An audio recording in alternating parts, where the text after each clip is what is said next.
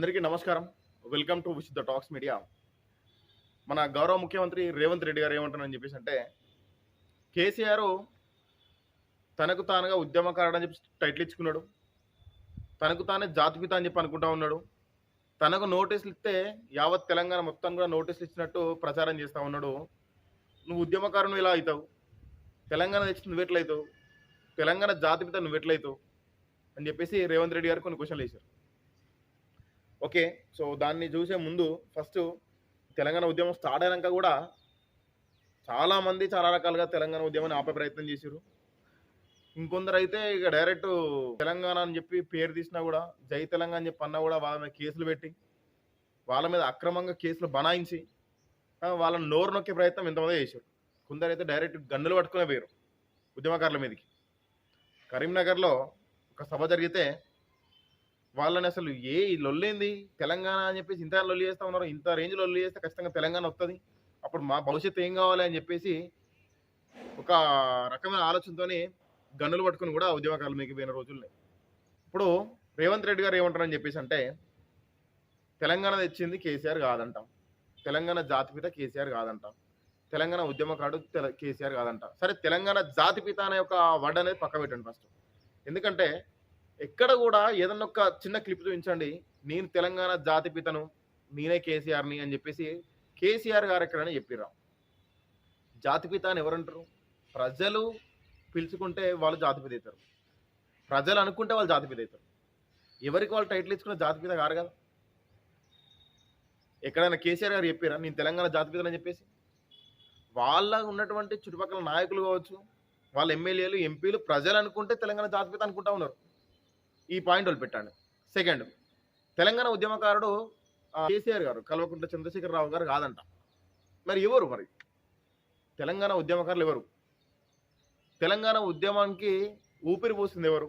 తెలంగాణ ఉద్యమాన్ని ఫస్ట్ ముందు నడిపించింది ఎవరు? వస్తే తెలంగాణ రావాలి, లేకుంటే కేసీఆర్ చావాలని చెప్పేసి నినాదం ఇచ్చింది ఎవరు? ఒక్కసారి ఆత్మ పరిశీలన చేసుకోండి. మీరు ఈరోజు సీఎం పొజిషన్లో కూర్చున్నారు. మీరు తెలంగాణ ఉద్యమం జరిగే టైంలో కరీంనగర్లో సింహ గర్జన అటువంటి ఒక ప్రోగ్రాం జరిగితే దానికి గన్ను తీసుకొని ఉద్యమకారుల మీద కోపం వెళ్ళిపోయారు. వీడియో క్లిప్స్ కూడా ఉన్నాయి, అది కూడా నేను ప్లే చేస్తాను. ఇక వివరాల్లోకి వెళ్తే, కరీంనగర్ లో జరగనున్న రణభేరీకి తుపాకీతో బయలుదేరారు టీడీపీ ఎమ్మెల్యే రేవంత్ రెడ్డి. హైదరాబాద్ నుంచి వెళ్లిన రేవంత్ వెంట వరంగల్ జిల్లా మాజీ ఎమ్మెల్యే నరేందర్ రెడ్డి ఉన్నారు. తుపాకీతో ఎందుకు బయలుదేరుతున్నారని మీడియా ప్రతినిధులు ప్రశ్నిస్తే సరదాగా అంటూ సమాధానమిచ్చారు రేవంత్ రెడ్డి. తెలంగాణ రావద్దు అని చెప్పేసి తెలంగాణకు అగెనిస్ట్ గా మీరు తుపాకీ పట్టుకొని తెలంగాణ ఉద్యమకారుల మీదకి పోయినటువంటి మీరు ఈరోజు ఉద్యమకారుల గురించి మాట్లాడతారని చెప్పేసి అంటే ఉద్యమానికే సిగ్గుచేయడం. ఏ విధంగా? ఫస్ట్ ఆఫ్ ఆల్ తెలంగాణ ప్రజలు మీరు ఇన్ని చేసినా కూడా మీకు ఒక మంచి అవకాశం ఇచ్చిర్రు, మిమ్మల్ని సీఎం చేసిర్రు, అందరికీ సంతోషం. ఎవరైతే సీఎం డెవలప్మెంట్ కావాలి, తెలంగాణ మన దేశం డెవలప్మెంట్ కావాలి, మన తెలంగాణ డెవలప్మెంట్ కావాలి, మా ఊరు, మా మండలం, మా జిల్లా, మా రాష్ట్రం డెవలప్మెంట్ కావాలని చెప్పేసి నాకుంది. ప్రతి ఒక్కరి కాంక్ష కూడా అట్లే ఉంటుంది. మరి ఏం జరిగింది డెవలప్మెంట్ అనేది? ఈ 10 years నుండి ఏం జరిగింది? మేము వచ్చి 2 years కదా, ఇప్పటిదిప్పుడు ఎట్లయితే అని చెప్పేసి అంటే, సార్ మీరు ఒక 10 years తీసుకుంటారా? నాకు 10 years మీకు టైం కావాలా? మరి ఓట్లు వేసిన ప్రజల పరిస్థితి ఏంటి? వాళ్ళ యొక్క మీరు ఇచ్చినటువంటి వాగ్దానాల పరిస్థితి ఏంటి? మీరు 6 గ్యారంటీల గురించి వాటి యొక్క పరిస్థితి ఏంటి? ఇవేం అవసరం లేదు. ఇక ఎంతసేపు కక్ష సాధింపు చర్యల మీదనే, కక్ష సాధింపు రాజకీయాల మీదనే మీరు దాన్ని నివృత్తిగా దాని మీద పనిచేస్తే మాత్రము తెలంగాణ ప్రజలకి చాలా అంటే చాలా తెలియగలవారు. రిమైనింగ్ స్టేట్స్ విషయం కానీ నిజంగా తెలంగాణలో ఉన్నటువంటి పబ్లిక్ మామూలు కాదు.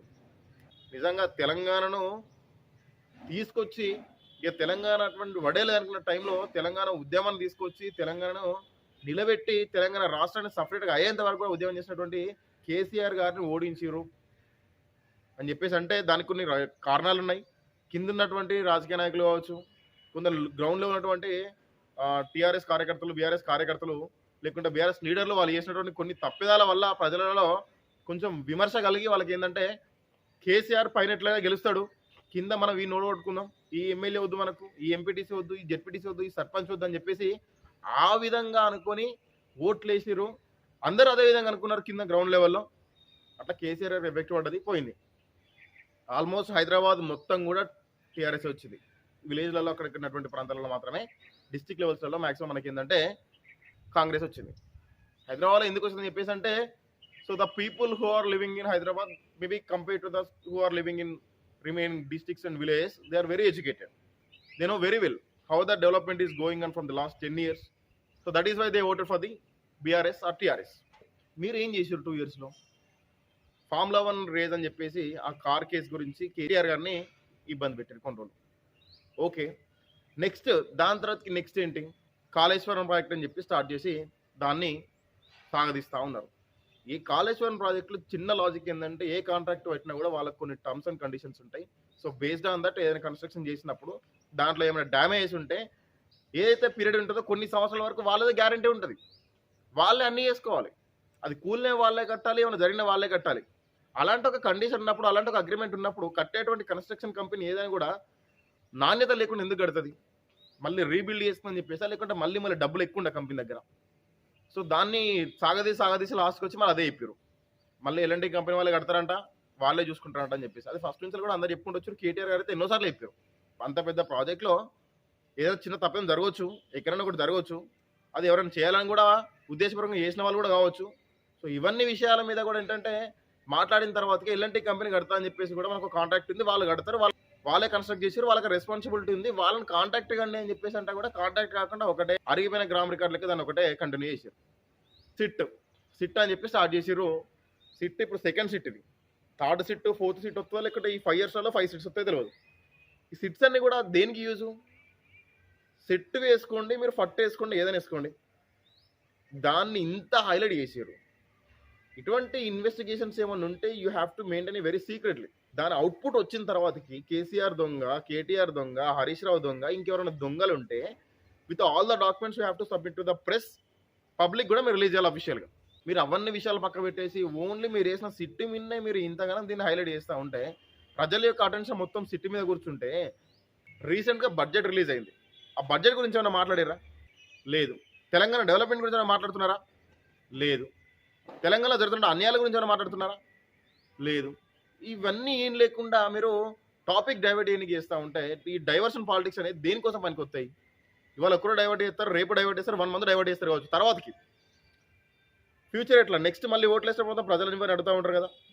మీరే ప్రతిపక్ష పార్టీకి మీరే నెక్స్ట్ వాళ్ళు ఏమేమి తవ్వుకోవాలని చెప్పేసి మీ యొక్క తప్పులన్నీ కూడా మీరే విత్ ప్రూఫ్స్తో మీరు సబ్మిట్ చేస్తూ ఉన్నారు. ఎలక్షన్స్ టైంలో ఇవన్నీ చూపించి ఓట్లు అడగండి, మేము తప్పులు చేస్తున్నాం అని చెప్పేసి. బడ్జెట్ రిలీజ్ అయ్యేటువంటి సిచ్యువేషన్లో మీరు స్టూడెంట్గా నేను ఎక్కడికి వెళ్ళినా అని చెప్పేసి అంటే స్టూడెంట్గా వెళ్ళాలి, చాలా మంచిది. మీ అండర్లో ఉన్నటువంటి ఎమ్మెల్యేలు కూడా ఏం చెప్తానని చెప్పేసి అంటే సీఎం రేవంత్ రెడ్డి గారు ఎంత చదువుకున్నా కూడా చదవనేది ముఖ్యం, దానివల్ల ఇంకా యూజ్ ఉంటుందని చెప్పేసి దాన్ని ఉద్దేశించి మాత్రమే రేవంత్ రెడ్డి గారు ఒక స్టూడెంట్ లాగా హార్వర్డ్ యూనివర్సిటీకి వెళ్ళాడని చెప్తా ఉన్నారు. చాలా మంచిది, కానీ దానికి టైం లేదా? ఇక బడ్జెట్ రిలీజ్ అయినటువంటి టైంలో మీరు స్టూడెంట్ లెక్క అమెరికాలో ఉంటే ఇక్కడ బడ్జెట్ సిచ్యువేషన్ ఏంటి? ఈ 6 గ్యారెంటీల సిచ్యువేషన్ ఏంటి? మీకు బడ్జెట్ లేకపోతే మీరు ఈ యొక్క 6 గ్యారెంటీ ఎట్లా నెరవేరుస్తారు? అండ్ మోర్ ఓవర్ మీరు లేని టైంలోనే కేసీఆర్ గారు ఇన్వెస్టిగేట్ చేసిన అవసరం ఏమున్నది? ఆయన ఒక మాజీ ముఖ్యమంత్రి, మీరు ప్రజెంట్ ముఖ్యమంత్రి, మీరు వచ్చి 2 సంవత్సరాలు, ఆయన పరిపాలన చేసిన 10 సంవత్సరాలు. మీరు ఆయన ఏజ్కి రెస్పెక్ట్ లేకుండా, ఆయన ప్రీవియస్ సీఎం అని చెప్పి మనకి రెస్పెక్ట్ లేకుండా మీరు లేని టైంలో ఇన్వెస్టిగేషన్ అవసరం ఏమున్నది అక్కడ? ఇక్కడ ఉంటే ఏంటంటే మీరు కంపల్సరీ దానికి రిప్లై ఇవ్వాల్సి వస్తుందని చెప్పేసి ఒక ఉద్దేశంతో మీరు ఇక్కడ లేరు. That is very clear cut. KCR గారు విచారణ జరిగే టైంలో కనుక మీరు ఇండియాలో ఉంటే, మీరు తెలంగాణలో ఉంటే compulsory you have to react on that one. అది ఉద్దేశం, అది మైండ్లో పెట్టుకునే కదా మీరు ఎక్కడి నుంచి వెళ్ళిపోయింది, అది అందరికీ తెలుసు కదా. అండ్ ఇంకోటి ఏం చెప్తున్నారని చెప్పేసి అంటే మీరేమన్నా మహారాజుల రాజుల నోటీసులు మీకు ఇస్తే మీరు రావాలి, కానీ మీకు నోటీసులు ఎందుకు ఇచ్చారు? మాకు ఇస్తే జాతిపితలకు ఇచ్చినట్టు, మాకు ఇస్తే తెలంగాణ ఉద్యమకారులు అందరికి ఇచ్చినట్టు, తెలంగాణ మొత్తానికి కూడా నోటీస్ ఇచ్చినట్టు మీరు మాట్లాడుతూ ఉన్నారు. మీ ఇంటికి నోటీసులు ఇవ్వద్దా?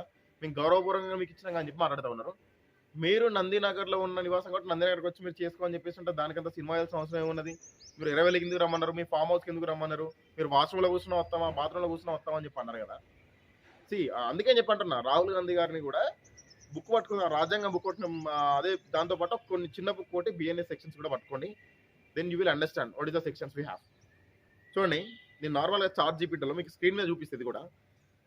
65 సంవత్సరాల కంటే ఎక్కువ ఏజినటువంటి వ్యక్తిని ఒకవేళ పోలీస్ ఇన్వెస్టిగేషన్ చేయాలని చెప్పి అనుకుంటే తను ఎక్కడ ఉంటే అక్కడే ఆ ప్లేస్కి వెళ్ళి ఇన్వెస్టిగేషన్ చేయవచ్చా, లేదంటే తనే పోలీస్ స్టేషన్ రావాల్సి ఉంటుందా అని చెప్పేసి చార్ట్ జీపీటీని అడిగాను. కదండి, చార్ట్ జీపీటీని అడిగితే చూడండి ఒకసారి ఏమి ఇచ్చింది అనేది. భారతదేశ క్రిమినల్ ప్రొసీజర్ కోడ్ సిఆర్పిసి ప్రకారం ఈ విషయం స్పష్టంగా ఉంది. 65 సంవత్సరాల కంటే ఎక్కువ వయసు ఉన్న వ్యక్తి విషయంలో సిఆర్పిసి సెక్షన్ 160 ఆఫ్ 1 ప్రొవైజో ప్రకారం 65 సంవత్సరాల కంటే పూర్తయిన పురుషుడు లేక ఏ వయసులో ఉన్నటువంటి మహిళ అయినా కూడా అవచ్చు, లేకుంటే 15 సంవత్సరాలు ఉన్నటువంటి పిల్లలు వీళ్ళు పోలీస్ స్టేషన్ రావడానికి బలవంతం చేయకూడదు. ఫస్ట్ థింగ్ అంటే పోలీసులకు విచారణ క్వశ్చనింగ్ ఆర్ ఇన్వెస్టిగేషన్ అవసరమైతే ఆ వ్యక్తి ఉన్న ఇంటికి లేదా తను ఉన్న ప్రదేశానికి వెళ్ళి విచారణ చేయాలి. తను పోలీస్ స్టేషన్ రావాల్సిన అవసరం లేదు. ఇంకో పాయింట్ ఇక్కడ చూడండి, ఇక్కడ ఇది సాధారణ ఇంకోటి జరుగుతుందంట. నెక్స్ట్ ఇంకోటి ఏంటంటే, ఒకవేళ అరెస్ట్ చేయడానికి అవసరమైన చట్టబద్ధమైన కారణాలు ఉంటే అప్పుడు వేరే నిబంధనలు వర్తిస్తాయి, ఇది ఓకే. కానీ సాధారణంగా నోటీస్ ఇచ్చి ప్రశ్నించడం అయితే ఇంటికే వెళ్ళి చెయ్యాలి. వెరీ క్లియర్, ఇది నేను చెప్పట్లేదు, చాట్ జీపీటీ చెప్తుంది. మీరు గూగుల్లో కొట్టినా కూడా ఇదే వస్తుంది. అంటే ఇక్కడ చూడండి ఒకసారి, ఇక్కడ పాయింట్ ఏంటంటే ఆ వ్యక్తి ఉన్న ఇంటికి లేదా అతను ఉన్న ప్రదేశానికి వెళ్ళి విచారణ చేయాలి. ఇప్పుడు నందినగర్లో వాళ్ళ ఇల్లు ఉంది, అది ఇల్లు.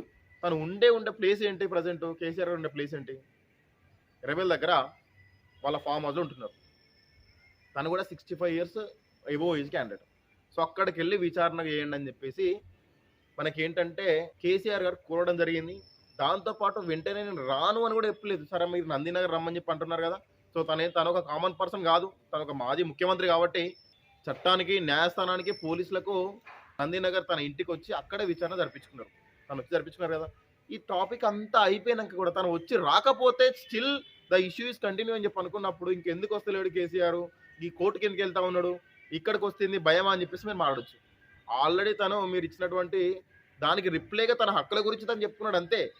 నేను ఉన్న కాడికి వచ్చి మీరు చేయాలి, మీరు ఫామ్ హౌస్ కాడ రండి అని చెప్పే అధికారం తనకు ఉన్నది, ఆ హక్కు ఉన్నది కాబట్టి తన హక్కు ప్రకారం చెప్పిండు. అట్ ద సేమ్ టైం తన ఒక రెస్పెక్టబుల్ సిటిజన్ కాబట్టి, రెస్పెక్టబుల్ పొలిటీషియన్ కాబట్టి ఈ కేమ్ టు నందినగర్. తన ఇంటికే వచ్చి సరే మీరు అన్న ప్లేస్కి వస్తే నీకు అక్కడ కూర్చుంటా అని చెప్పేసి ఆడికి వచ్చి కూర్చొని అక్కడనే ఇన్వెస్టిగేషన్ అయిపోయింది. మళ్ళీ దాని గురించి తిట్టాల్సిన అవసరం ఏమున్నది? అంటే వాళ్ళ హక్కుల గురించి కూడా ఎక్స్ప్లెయిన్ చేసుకోవద్దా వాళ్ళు?